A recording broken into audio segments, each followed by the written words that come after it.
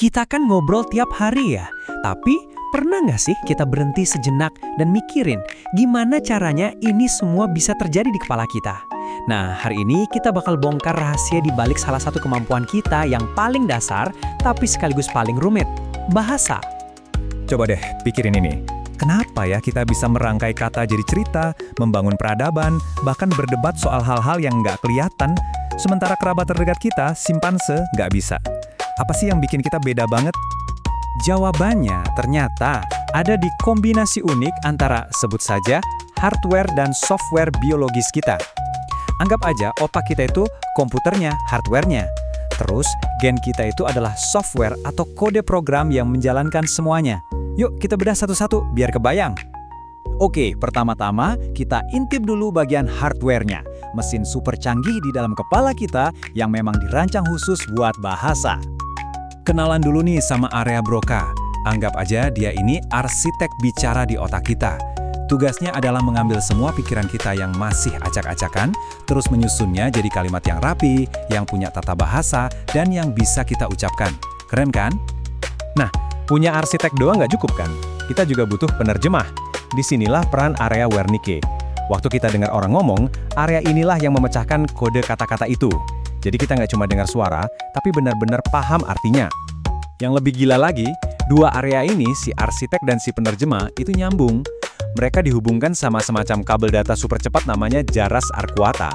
Koneksi inilah yang bikin kita bisa ngobrol dengan lancar, paham, terus langsung respons, hampir dalam sekejap mata. Bukti paling jelas soal fungsi masing-masing bagian ini datang dari kasus-kasus kerusakan otak. Kalau area Broca rusak, orang jadi susah banget ngomong, terbata-bata. Kalau area Wernicke yang kena, dia bisa ngomong lancar jaya, tapi ngaco, nggak ada artinya. Dan kalau si kabel data ini putus, orang jadi nggak bisa ngurangin kata-kata yang baru aja dia dengar. Ini nunjukin betapa rumit dan spesifiknya hardware bahasan di otak kita. Tapi tunggu dulu, ada satu hal yang lebih aneh dan fundamental dari semua ini. Ternyata, seluruh pusat kendali bahasa kita, itu hampir semuanya numpuk di satu sisi otak aja. Buktinya kuat banget. Kerusakan di otak kiri hampir pasti bikin kemampuan bahasa berantakan. Bahkan, suara yang masuk lewat telinga kanan, yang jalurnya langsung ke otak kiri, itu diproses lebih cepat. Ada tes namanya tes WADA, di mana otak kiri ditidurkan sementara, dan hasilnya, kemampuan bahasa langsung hilang total. Ini tuh kayak trik evolusi yang jenius banget, biar pemrosesan bahasa bisa super efisien dan cepat. Oke, jadi hardware-nya udah canggih banget nih. Tapi kan komputer secanggih apapun nggak akan jalan tanpa software. Nah, sekarang kita masuk ke bagian kode genetiknya, sebuah pembaruan kecil yang ternyata mengubah segalanya. Bintang utama kita di sini adalah gen bernama FOP2. Tapi penting banget buat dicatat ya, ini bukan gen bahasa. Bukan berarti gen ini sendirian yang bikin kita bisa ngomong.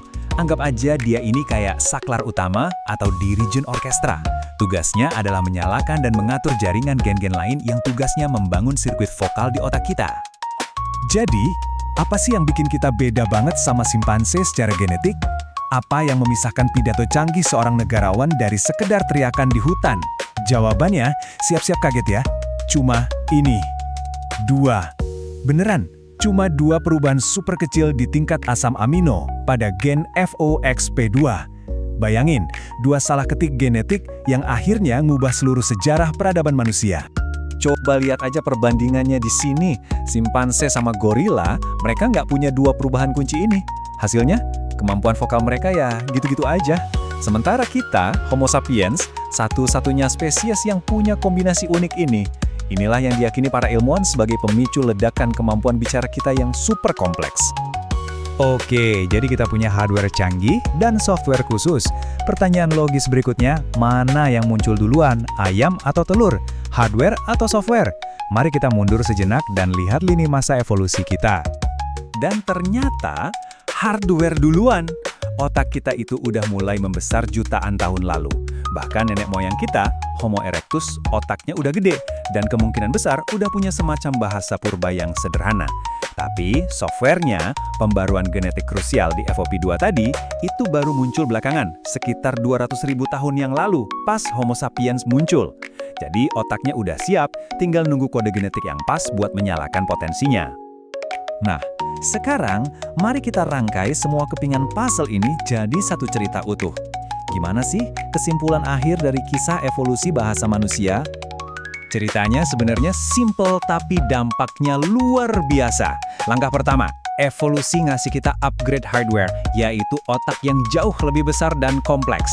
Langkah kedua, muncul software patch yang super spesifik, yaitu 2 mutasi kecil di gen FOXP2. Dan langkah ketiga, peluncuran sistem. Ketika software baru ini diinstal di hardware yang udah kuat, boom! Terjadilah ledakan bahasa kompleks yang akhirnya mendefinisikan siapa kita sebagai manusia. Ini semua membawa kita ke satu pertanyaan terakhir yang cukup bikin merinding. Kalau cuma 2 perubahan genetik super kecil aja bisa memicu revolusi komunikasi yang melahirkan peradaban, kota, dan teknologi, kira-kira apa ya yang akan terjadi kalau ada perubahan kecil berikutnya?